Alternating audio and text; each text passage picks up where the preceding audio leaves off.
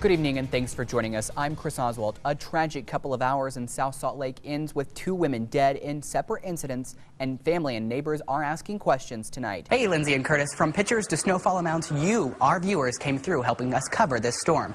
Here's some of what we found. Bars along Court Avenue are packed with people, and they create lots of noise.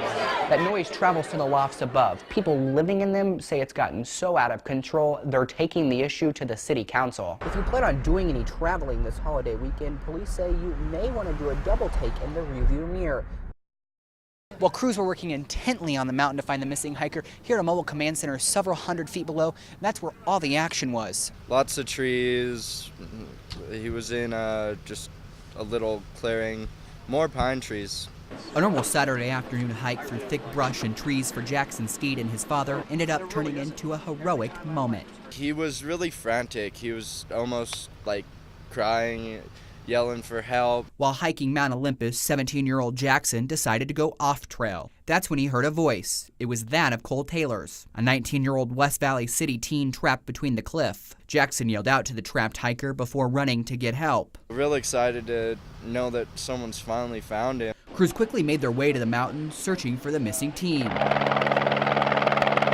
And from the ground to the air, the search proved successful. After about 4 hours of searching, crews reached the missing hiker. He was loaded into a helicopter and flown to nearby paramedics, where he was able to walk off with the help of rescuers before being taken to the hospital. For Jackson and his dad, they say they're just glad Taylor's is okay. I'm kind of amazed myself because with everything that, is up there, it's a slim chance to really find a single person. He's a pretty lucky kid. A lucky kid rescued by random strangers who just happened to take a risk. On Mount Olympus, Chris Oswalt, ABC4 News. It's Thanksgiving night, and for this crowd, that can mean just one thing. It's time for the Christmas light spectacle to begin. You're looking at 30,000 lights, 2,000 feet of extension cord, and a couple $100 in electricity. Time to music. It's the brainchild of Robbie Goers. It's all done, finally. I can relax.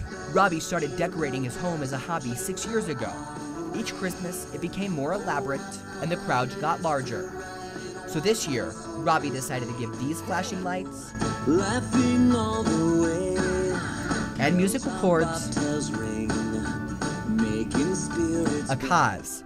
His neighbor, Carol Cook, is a breast cancer survivor. So he decided to raise money for the Susan G. Komen Race for the Cure. And what better way to represent his cause than a 20-foot snow woman named Betty, dressed in a huge pink bra. We figure it's about 8 feet wide, and we call it a quadruple double D. It's definitely an eye catcher. So how does neighbor Carol feel about it? Betty is the best thing that's happened to breast cancer. With Betty's help, with Robbie's help, with all of us people's help, we will cure breast cancer. Their goal is to raise $2,000 for the organization. If they can do that, Robbie says he will be satisfied.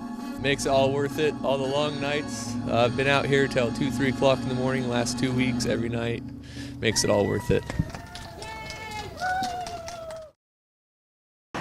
You can see the damage left behind. I just heard a couple crunches, like of cars crunching and then tires squealing. That squealing was a Ford F-150 hitting a Des Moines police officer's car. The car was stopped and officers were starting to get out of their vehicle. Officer Lloyd had stepped out of the car with his door open, and that is when the truck rammed the squad car. The impact sent senior officer Nick Lloyd to the ground. That's when Officer Lloyd was run over for the first time. We don't know if it was with the suspect vehicle or with his own squad car. Police say that's when the suspect, Elvin Redmond, tried to get away, running over Officer Lloyd a second time. Redmond then lost control and hit a tree. This is not the first time we've had run-ins with this man.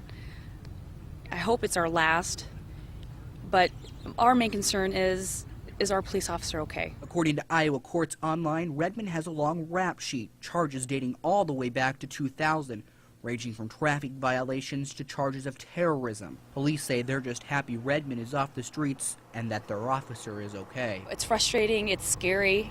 He's a husband, he's got 2 little kids at home, so it's a scary situation. I'm hoping that this situation has a silver lining. In Des Moines, Chris Oswalt, Channel 13 News.